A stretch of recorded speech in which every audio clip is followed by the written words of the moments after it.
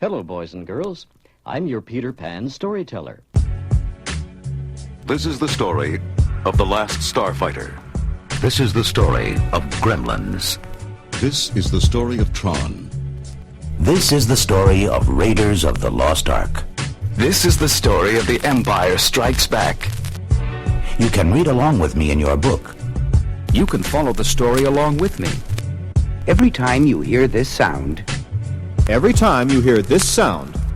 Turn the pages when you hear this sound.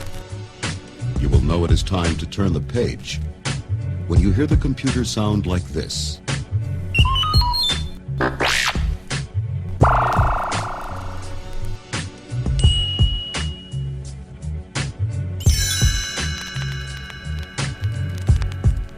Let's begin now. The A-Team! If you're aggravated, if you're angry, or just need some advice, maybe you can ask the A-Team.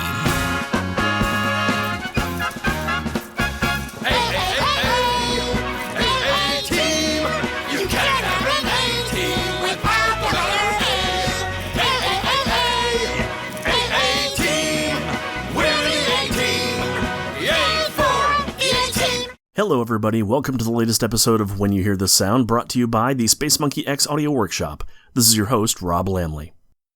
The A-Team was an action-adventure television series that ran on NBC for 5 seasons, between 1983 and 1987, for a total of 98 episodes. The A-Team was conceived by the head of the entertainment division at NBC, Brandon Tartikoff, who pitched the show as a combination of The Dirty Dozen, Mission Impossible, The Magnificent Seven, Mad Max, and Hill Street Blues. Producer Frank Lupo and writer Stephen J. Cannell were tasked with bringing this idea to life. The duo had previously worked together on ABC's The Greatest American Hero. The A-Team was their first series for NBC. They would go on to co-create other hit shows in the 80s like Hunter, Riptide, and Wise Guy. The setup for the show was conveyed in a now infamous voiceover introduction at the beginning of every episode. In 1972, a crack commando unit was sent to prison by a military court for a crime they didn't commit. These men promptly escaped from a maximum security stockade to the Los Angeles underground. Today, still wanted by the government, they survive as soldiers of fortune. If you have a problem, if no one else can help, and if you can find them, maybe you can hire the A-Team.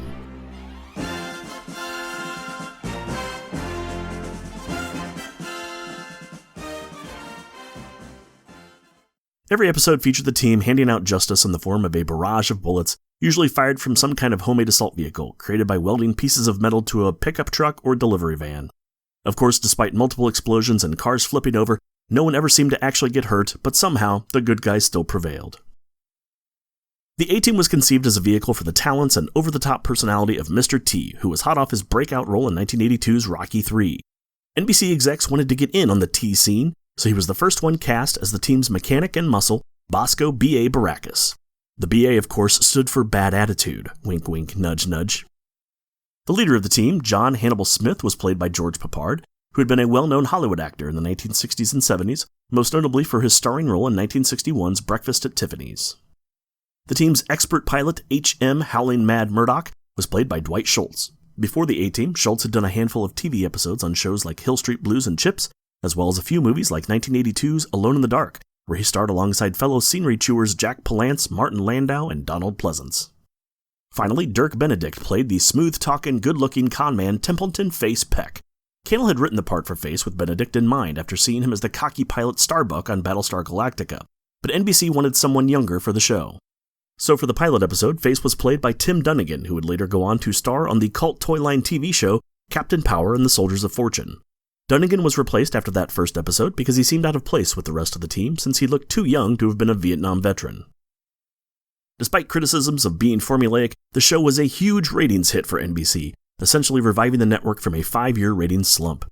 During its peak in the second season, the show ranked number 4 for the year, with an average 24% of the American television audience tuning in every Tuesday night at 8 p.m. However, by its 5th season, it was clear the show had run its course, averaging only a 12.8 rating and dropping to the number 61 show of the year. During its heyday, the A-Team was something of a multimedia marketing force that included 2 action figure toy lines from Galoob, as well as puzzles, lunchboxes, t-shirts, storybooks, activity books, color forms, and even a game for the Atari 2600. Part of this marketing blitz included the A-Team read-along record we'll be listening to today called simply Steel, from Peter Pan Records, produced in 1984. The story is based on a Season 2 episode of the show of the same name, and it follows the script pretty closely. Some lines are even word for word.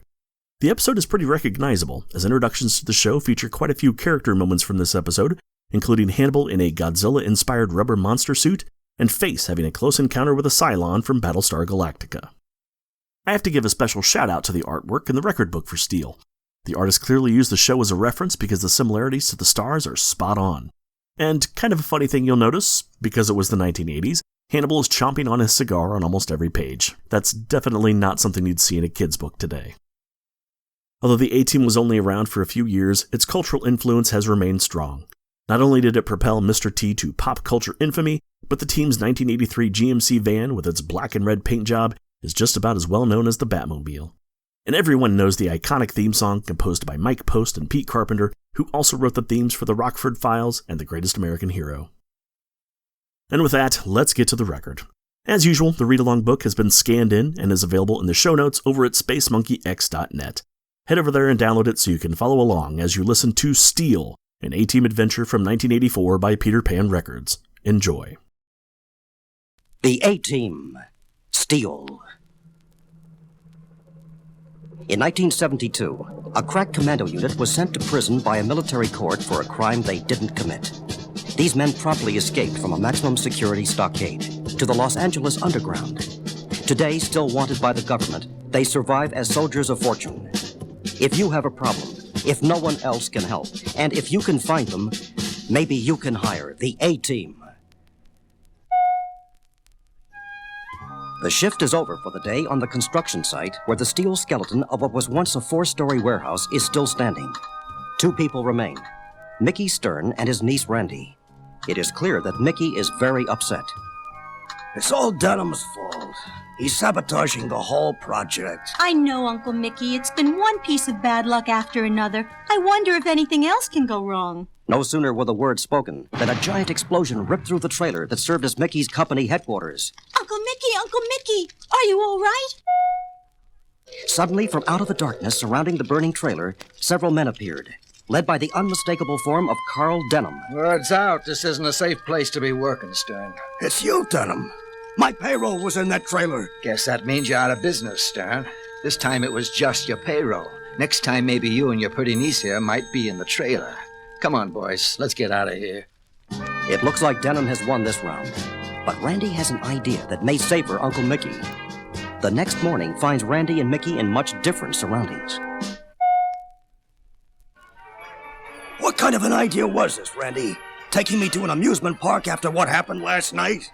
Don't look now, Mickey, but a very strange-looking creature is about to stroll over to you. Take a picture with Aquamaniac? Thanks, but we don't have a camera. Then maybe you're interested in hiring the A-Team. The A-Team? Inside this crazy wetsuit is Hannibal Smith at your service. The A-Team for real? Yes, for real, Mickey. You need all the help you can get. Hannibal gets right to the problem. We understand you're about to lose your most important construction contract due to a certain number of unnatural accidents on the building site. Accidents, my foot. We're being sabotaged by a competitor, Carl Denham of Denham Construction and Wrecking. I've heard of them. They're a tremendous outfit with city contracts. The guy's a bum. He uses steel and concrete that isn't up to specifications. He had a bridge come down on him last year. But he's such a wheeler dealer, he even got the job to rebuild it. If he's so big, why would he care about a single job you got to tear down that warehouse and put up a high-rise? All I know is that he's trying everything he can to stop me. What do you think, B.A.? I think I want to meet this dude. Maybe help him with some of his bridge work, like busting up his mouth. Well, Mr. Stern, it looks like the A-Team is on your team.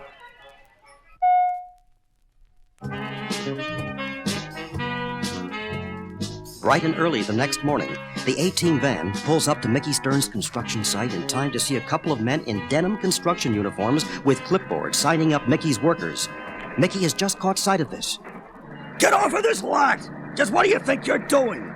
Why, I've just been kind enough to offer jobs to anyone who wants them when Denham Construction takes over this contract. I'm telling you one more time, Denham doesn't have this contract yet, so move it. Hannibal and B.A. have moved into the action. The man said go! I take my orders from Mr. Denham. Hey, you look like you could work steel pretty well. Just sign up here. Hannibal reaches out and rips the sheet of names off the clipboard, crumbles it, and hands it over to B.A., who promptly pops it into his mouth and chews it. Got another offer you'd like us to chew on? Mr. Denham don't like no disrespect. Mr. Denham's boy just made a very big mistake. He threw a punch at B.A. Now all of Stern's men and the rest of Denham's men are going at it. Just when it looks like B.A. and Hannibal might be outnumbered, Face's Corvette pulls up to the site and Face and Murdoch wade in. Soon the A-team has the upper hand. Glad you guys could make it on time. That's the trouble with driving my vet. I never can be late for anything. The time has come for the A-team to let Mr. Denham know who's taking care of business. But Mr. Denham seems to be having his own problems. He's entertaining a visitor who arrived in a very fancy, very long, very expensive limo. The visitor is Crazy Tommy Tillis. You would not like to meet this man in a dark alley, or for that matter, anywhere else. Right now, it looks like Crazy Tommy T is reading the riot act to Carl Denham. Denham looks very unhappy. I don't want to hear this kind of thing, Carl. I didn't come down here to hear you tell me that your boys got their beanies handed to them.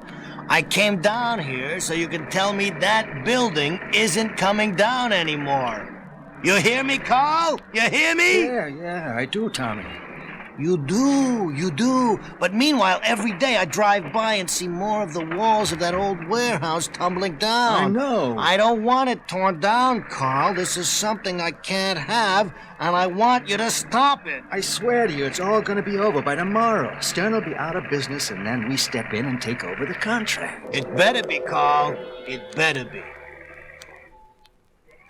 Perched high on the steel above, Hannibal, disguised as a construction worker, has been taking in the whole scene with his camera. He takes out his walkie-talkie and contacts Face, who has been watching the same scene from his vet parked at the corner. Hey, Face, stick with the guy in the stretched chariot. Apparently he makes Mr. Denham nervous. I've been checking it out through my binoculars, Hannibal. You should see that guy's face. He makes me nervous, too. They don't call him Crazy Tommy Tillis for nothing. Stick with him. I'll take B.A. and Murdoch and scope out Denham. Hey, Hannibal, I'm in my vet. Not the most inconspicuous car to do a tail job in. Maybe that'll work for you. He'd never think anyone would be stupid enough to try tailing him in something that flashy. Sometimes, to get to the bottom of a situation, you have to start at the top. Denham Construction Company has its headquarters in a 10-story glass and steel building. Halfway up the side of this building, we see a window washer's scaffold. Working away are three strangely familiar forms: Murdoch, B.A., and Hannibal. Murdoch, you're driving me nuts with this music, man! Turn it down! We're window washers, B.A. Window washers listen to music. You get a rhythm to work by.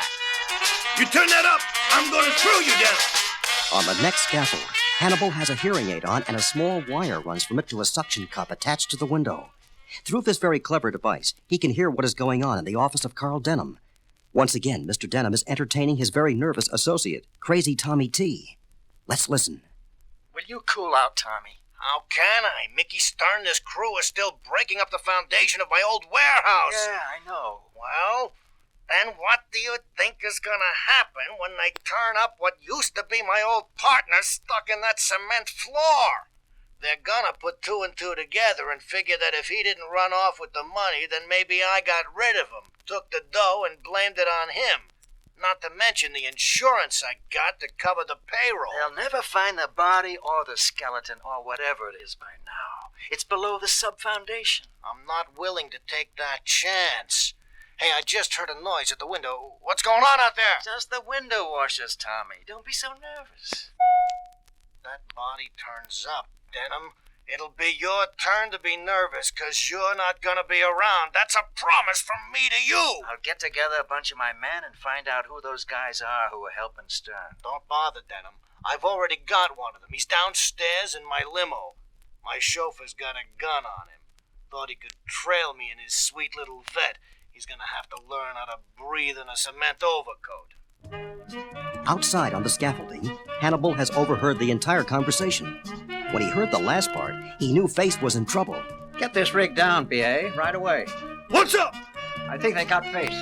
My buddy Face in trouble? Let's move out. Hannibal, Murdoch, and B.A. slid down the side of the building as fast as the rig could carry them. They jumped into the A-Team van and drove off to help Face. As the van sped into the underground garage, they spotted their buddy who had just outwitted Crazy Tommy's henchman and was fleeing on foot from the firing gun. B.A. flung the doors of the van open, shouting, "Jump on board, Face!" Just as Face got safely in the van, Tommy T and his boys took off after the van, guns blazing. But the 18 van was not to be overtaken. "Exit ahead, here I come!" B.A.'s plan worked perfectly. Tillis's long limousine couldn't quite make the turn and met with a slight accident. That'll slow him down for a while. Just time enough to gather the evidence hidden in that cement foundation. The 18 van raced to the construction site. Hannibal told Mickey and Randy all that they had learned. We've kicked over the man behind Denham. His name is Crazy Tommy Tillis. The mobster? He used to own this warehouse once.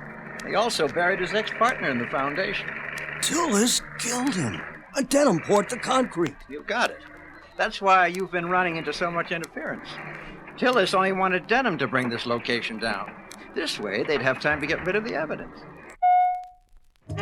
Speaking of time, it looks like time for visitors again.